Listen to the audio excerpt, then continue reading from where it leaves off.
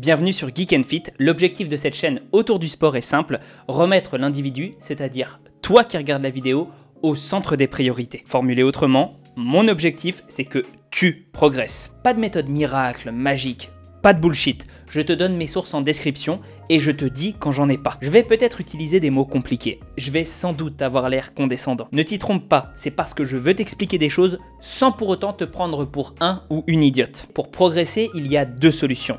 Qu'on t'apporte quelque chose de positif ou qu'on te retire quelque chose de négatif. Aujourd'hui, cette vidéo s'oriente plutôt vers la deuxième solution. Avant de rentrer dans le vif du sujet, je me dois par honnêteté intellectuelle de signaler une sorte de conflit d'intérêts. J'ai un petit contentieux avec Loïc.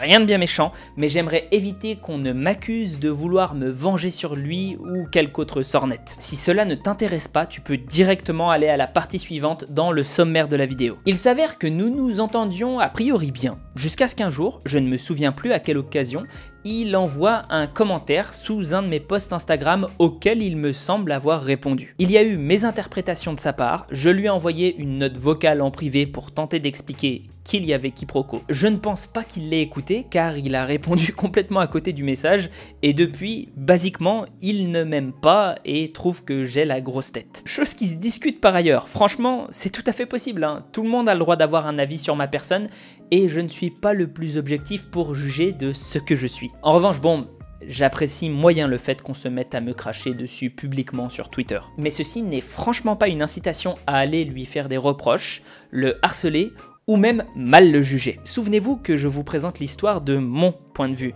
Cela peut être totalement différent du sien. Non, je veux simplement éviter toute tentative d'argument ad hominem sur ce que je vais présenter aujourd'hui. Car je le rappelle et je le rappellerai toujours, les stupidités du feed game ne jugent pas les gens, mais ce qu'ils disent. Et en l'occurrence ici, je pense qu'il y a une grosse clarification à faire dans le feed game francophone.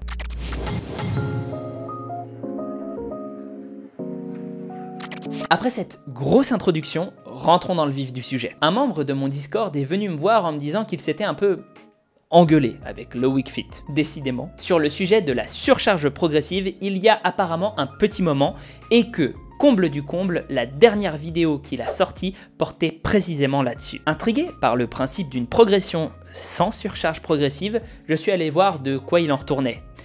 Et oh boy, c'était exactement ce que je soupçonnais en regardant son titre.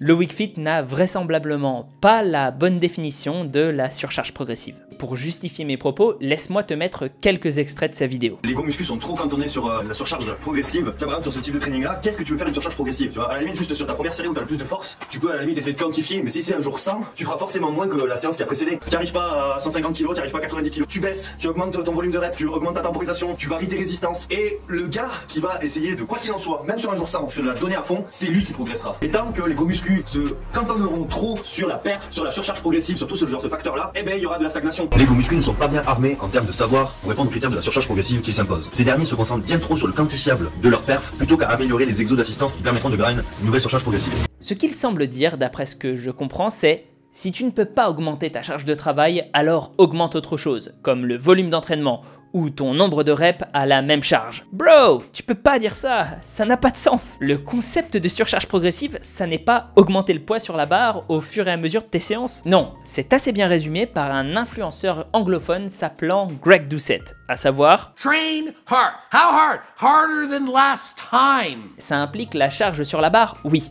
mais aussi un tas d'autres variables. En vrac, ton nombre de reps, ton amplitude, la qualité technique de tes répétitions, le nombre de séries, la vitesse à laquelle tu réalises tes reps, plus de contractions volontaires, ton poids du corps. Si tu pèses moins pour exactement la même chose en termes de perf, t'as progressé. D'ailleurs, ça vaut pour toutes ces variables, et dans le sens inverse aussi.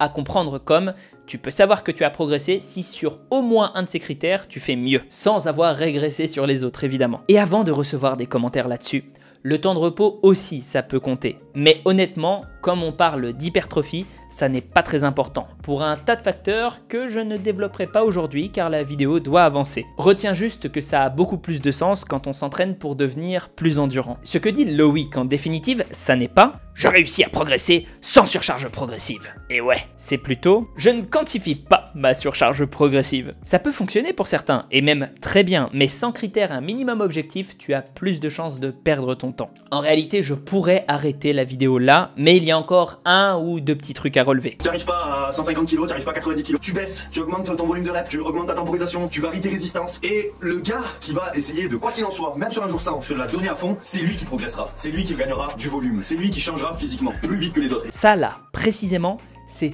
typiquement un conseil de gars dopé.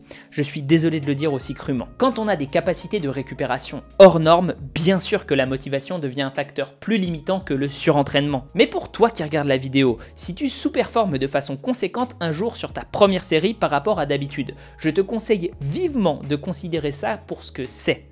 Un indicateur très probable que t'es pas dans le meilleur état de récupération possible pour faire une séance aussi à fond que d'habitude. Si tu veux éviter de te blesser bêtement, autorégule-toi, et si tu te sens quand même assez en forme pour faire une séance, au lieu de pousser ton corps dans ses derniers retranchements, fais un truc un peu plus light que d'habitude. Et j'en ai marre de voir toujours ces concours de kékettes là sur Instagram, sur les réseaux. Les powerlifters sont la définition même du non-volume. Je comprends ce qu'il a voulu dire, je pense, mais c'est extrêmement mal dit. En fait, les meilleurs powerlifters au monde ont une masse musculaire ultra importante comparable à celle des bodybuilders de haut niveau.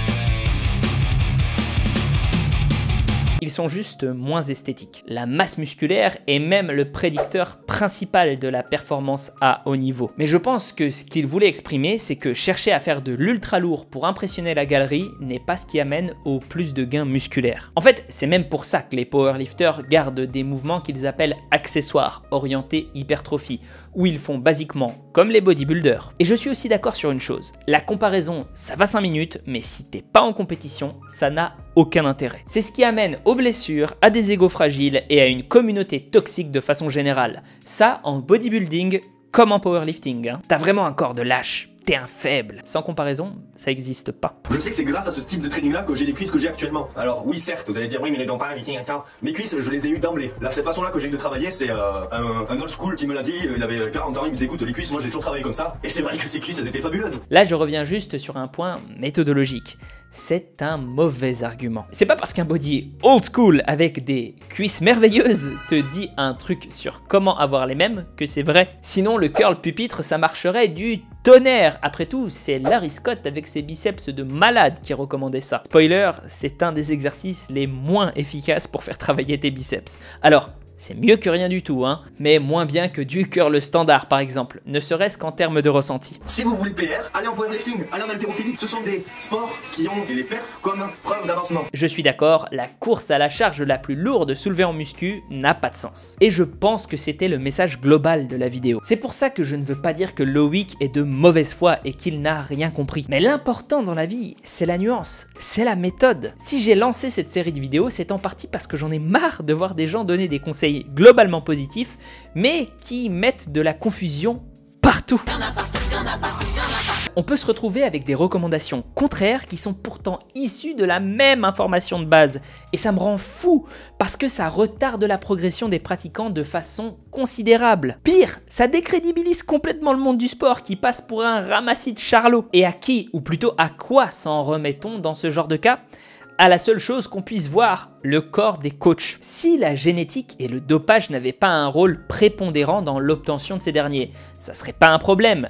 Mais là, ça engendre plein de mécanismes vicieux. J'espère qu'avec ce que j'ai pu te donner, et surtout t'enlever en termes de connaissances erronées, tu seras plus à même de progresser, car, je te le rappelle, c'est toi qui es au centre de mes vidéos. N'hésite pas à liker, partager, t'abonner, c'est ça qui aide la chaîne à avoir plus de poids, et donc moi à te faire de meilleures vidéos. Tu peux aussi soutenir directement mon travail en appuyant sur ce bouton là qui est en bas, et ça te permet d'avoir accès à plein de vidéos exclusives, dont des reviews informelles d'études scientifiques, des questions-réponses que je fais sur mon Instagram, donc des rediffs de ces questions-réponses là, avec tout qui est consigné au niveau des questions-réponses pour que tu retrouves la question et la réponse plus facilement.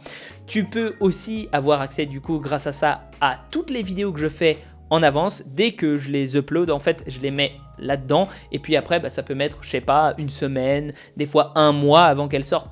comme ça tu peux les voir bien à l'avance. Puis je fais aussi des critiques d'œuvres, enfin de livres plutôt scientifiques, de livres même de façon générale en fait. Il n'y a pas besoin que ce soit scientifique, c'est surtout sur les sciences du sport, mais ça peut être d'autres choses. Dès que je finis de les lire, comme ça, bah, t'as pas à attendre la fin de l'année que je fasse mon top régulier là que je fais en ce moment, enfin que je fais depuis 2 ans, sur les meilleurs livres de musculation que j'ai lus.